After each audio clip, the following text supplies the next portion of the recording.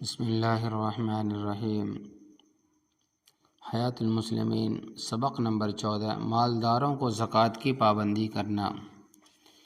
یہ بھی مثل نماز کے اسلام کا ایک رکن یعنی بڑی شان کا ایک لازمی حکم ہے۔ بہت سی آیتوں میں زکوٰۃ دینے کا حکم اور اس کے دینے کا ثواب اور اس کے نہ دینے کا عذاب مذکور ہے، اور زیادہ آیتیں ایسی ہیں جن میں نماز کے ساتھ زکوٰۃ کا بھی حکم ہے۔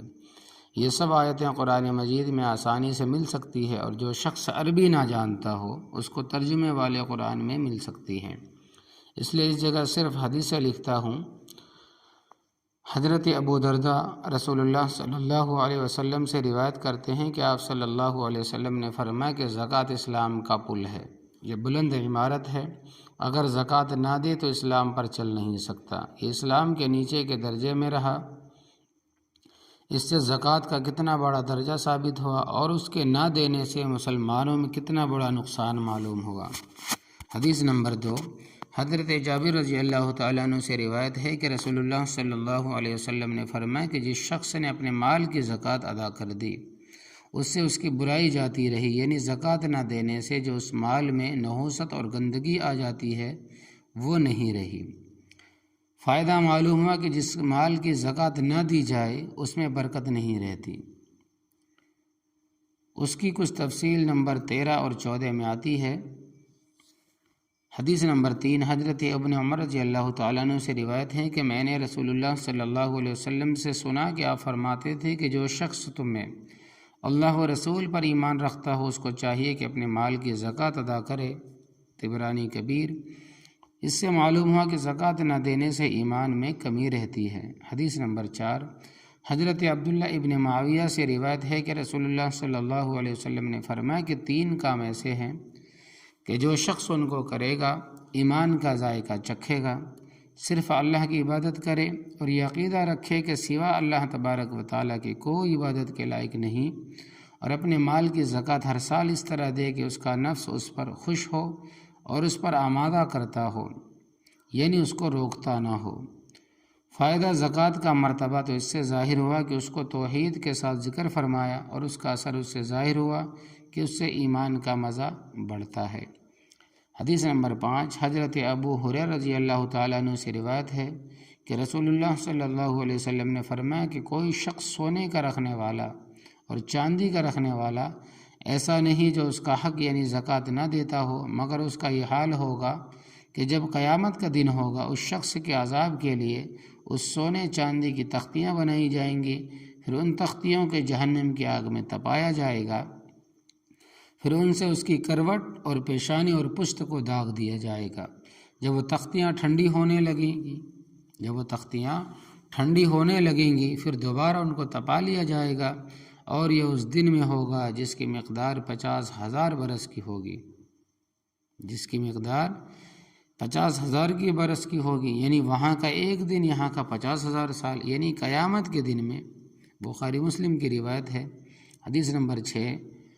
حضرت علی رضی اللہ تعالیٰ عنہ سے روایت ہے کہ رسول اللہ صلی اللہ علیہ وسلم نے فرمایا اللہ تبارک و تعالیٰ نے مسلمان اور مالداروں پر ان کے مال میں اتنا حق یعنی زکوٰۃ فرض کیا ہے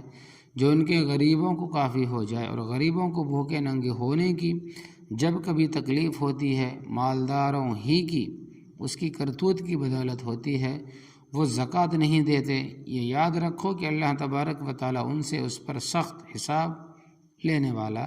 اور ان کو دردناک عذاب دینے والا ہے۔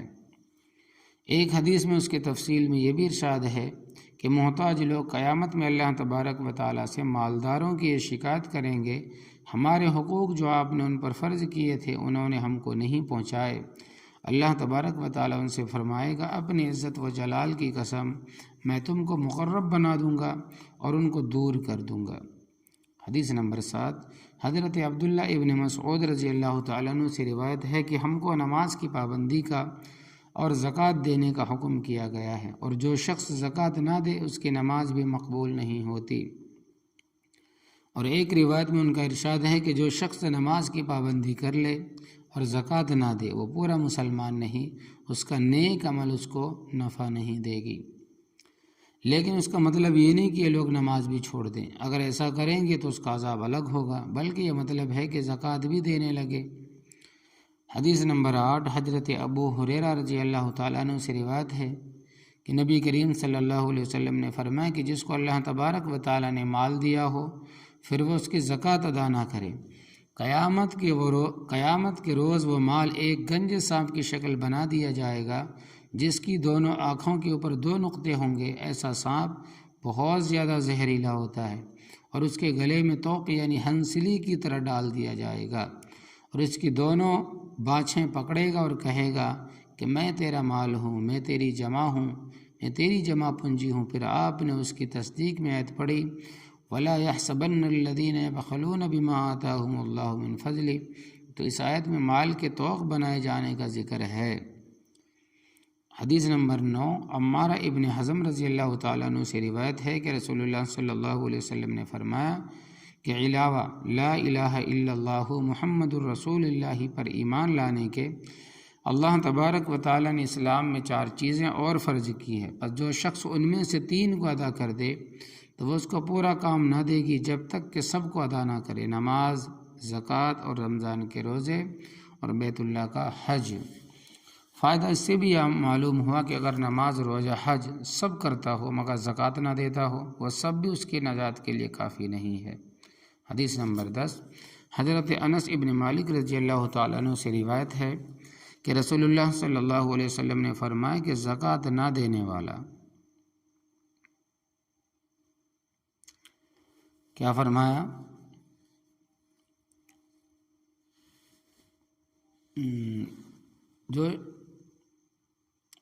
فرمایا کہ زکوٰۃ نہ دینے والا قیامت کے دن دوزخ میں جائے گا۔ حضرت ابن عمر رضی اللہ تعالیٰ عنہ سے روایت ہے کہ یہ حدیث نمبر 11 ہے کہ رسول اللہ صلی اللہ علیہ وسلم نے فرمایا کہ نماز تو سب کے سامنے ظاہر ہونے والی چیز ہے، اس کو قبول کر لیا، اور زکوٰۃ پوشیدہ چیز ہے، اس کو خود کھا لیا، حقداروں کو نہ دیا، ایسے لوگ منافق ہیں۔ یعنی بعض لوگ نماز اسی لیے پڑھتے ہیں کہ نہ پڑھیں گے تو سب کو خبر ہوگی، اور زکوٰۃ اس لیے نہیں دیتے کہ اس کی کسی کو خبر نہیں ہوتی، اور منافق ایسا ہی کرتے تھے، ورنہ خدا کے حکم تو دونوں ہیں، نماز بھی اور زکوٰۃ بھی۔ حدیث نمبر 12 حضرت بریدہ رضی اللہ تعالیٰ عنہ سے روایت ہے کہ جس قوم نے زکوٰۃ دینا بند کر لیا اللہ تبارک و تعالیٰ ان کو قحط میں مبتلا کرتا ہے، اور ایک اور روایت میں یہ لفظ ہے کہ اللہ تبارک و تعالیٰ ان سے بارش کو روک لیتا ہے۔ حدیث نمبر 13 حضرت عائشہ رضی اللہ تعالیٰ عنہ سے روایت ہے کہ رسول اللہ صلی اللہ علیہ وسلم نے فرمایا جس مال میں زکوٰۃ ملی ہوئی رہی وہ اس کو برباد کر دیتی ہے۔ زکوٰۃ ملنا یہ کہ اس میں زکوٰۃ فرض ہو جائے اور نکالی نہ جائے، اور برباد ہونا یہ کہ وہ مال جاتا رہے یا اس کی برکت جاتی رہے، جیسا اگلی حدیث میں مذکور ہے۔ حدیث نمبر 14 حضرت عمر رضی اللہ تعالیٰ عنہ سے روایت ہے کہ رسول اللہ صلی اللہ علیہ وسلم نے فرمایا کہ جب کوئی مال خشکی میں یا دریا میں تلف ہوتا ہے، برباد ہوتا ہے، زکوٰۃ نہ دینے سے ہوتا ہے، اور اگر باوجود زکوٰۃ دینے کے لیے ساز نادر تلف ہو جائے تو وہ در حقیقت میں تلف نہیں، کیونکہ اس کا اجر آخرت میں ملے گا، اور زکوٰۃ نہ دینے سے جو برباد ہوا وہ سزا ہے، اس پر اجر کا وعدہ نہیں ہے۔ حدیث نمبر 15 حضرت اسماء بنت یزید سے روایت ہے کہ میں اور میری خالہ نبی کریم صلی اللہ علیہ وسلم کی خدمت میں اس حالت میں حاضر ہوئے کہ ہم نے سونے کے کنگن پہنے ہوئے تھے۔ آپ نے ہم سے پوچھا کیا تم ان کی زکوٰۃ دیتی ہو؟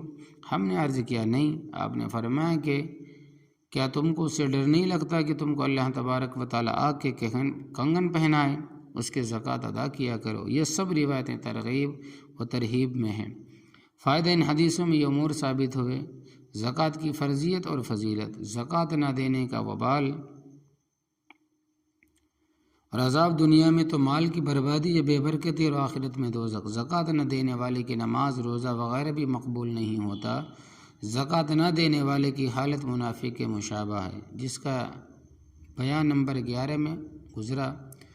زکوٰۃ کا حقوق العباد کے مشابہ ہونا، جیسا کہ نمبر 6 کے ذیل میں گزرا، اس سے اس کی تاکید دوسری عبادتوں سے اور زیادہ بڑھ گئی۔ اب چند ضروری مضامین زکوٰۃ کے متعلق بتاتے ہیں۔ پہلا مضمون، جس چیزوں میں زکوٰۃ فرض ہے وہ کئی چیزیں ہیں: 1 چاندی، سونا، خواہ روپیہ اشرفی، خواہ نوٹ کی شکل میں، پھر خواہ اپنے قبضے میں ہو، خواہ کسی کے ذمے یا ادھار ہو جس کا اپنے پاس ثبوت ہو، یا ادھار لینے والا